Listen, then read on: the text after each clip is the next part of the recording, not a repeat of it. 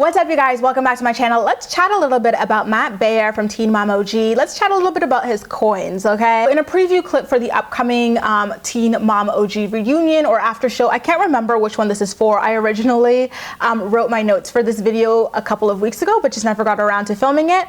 So I apologize for not knowing whether it's for an after show or the upcoming Teen Mom OG reunion. But in either case, Amber revealed how much money he makes for his role on Teen Mom OG. So here's exactly what happened. Apparently, Amber told Dr. Drew that Matt took $30,000 out of their joint bank account and went and blew it all in Vegas after she broke up with him. So Dr. Drew apparently asked Amber, why would he take out $30,000? And Amber responded by saying, well, it's because he makes $27,000 from the show. And the conversation seemed to have stopped there. But if I were Dr. Drew, I would have been like, well, all right, girl, let me get my little calculator out, okay? Like, first of all, you claim that he makes $27,000, but you also claim that he took out $30,000.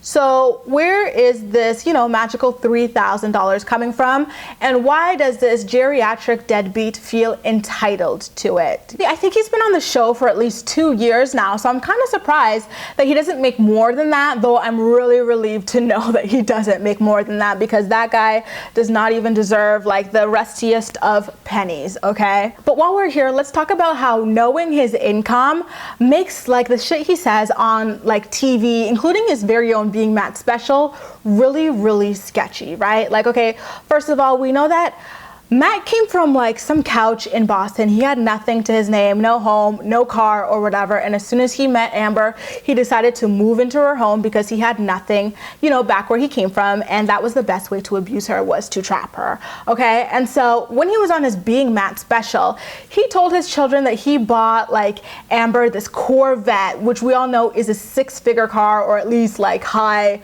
5 figures, right? So how does a person who's making like $27,000 afford that?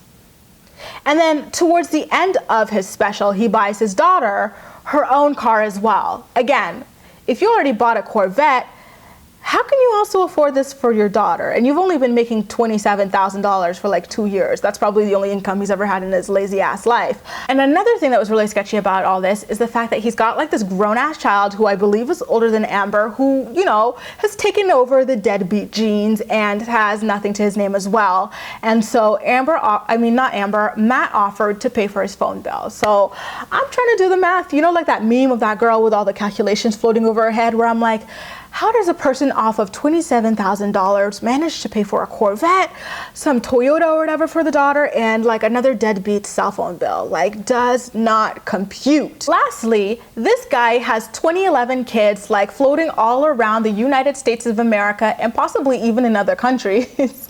So where's the money for all of these child support cases coming from? All of it is just a total complete mess. These are questions that Dr. Drew should be asking live for everyone to see and understand that what's going on in Amber's life is really troubling, sketchy, and downright terrifying. But of course, he's not going to do that because MTV and Dr. Drew seem to prefer to just walk on eggshells around these girls and not give them any real structure or help or guidance. So just whatever. Just know that I asked the serious questions that we need answers to, because what's going on here just does not add up in the slightest bit.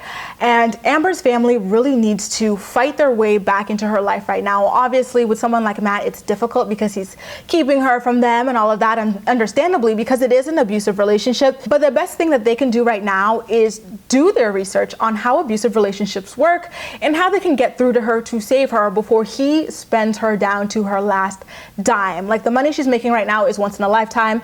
And sorry, not sorry, but someone like Amber will never be able to hold down like a reasonable job full time for life, right? So they need to help her get her money back in check and invest it properly so that it works for her and she continues to make money in the future in ways that don't involve a 9-to-5 job, because that she doesn't seem like mentally suitable for that sort of thing, you know what I mean? Let this be a cautionary tale to you guys. Do not let a dude move into your home immediately when you meet them.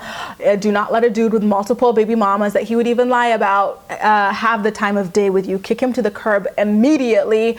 And do not put your boyfriend's name on your financial accounts. Do not buy homes together and all of that. This is just a mess. She's made it so difficult for herself to move on from him. Even if she does find the strength to kick his ass to the curb, it's going to be a process because he's been living with her for 2 years and they've got joint bank accounts, they've got shared real estate, all of that for no real good reason, you guys. Hopefully this ends well for Amber, but unfortunately it doesn't look like it's going to, and I'm actually going to get more in depth in that in a later video, sadly. But in the meantime, let me know what you guys think about Matt making $27,000 damn a year and still being able to afford a Corvette, some random car for his daughter, phone bills for his deadbeat son, and child support for 20,000 kids across America and other undisclosed countries, potentially.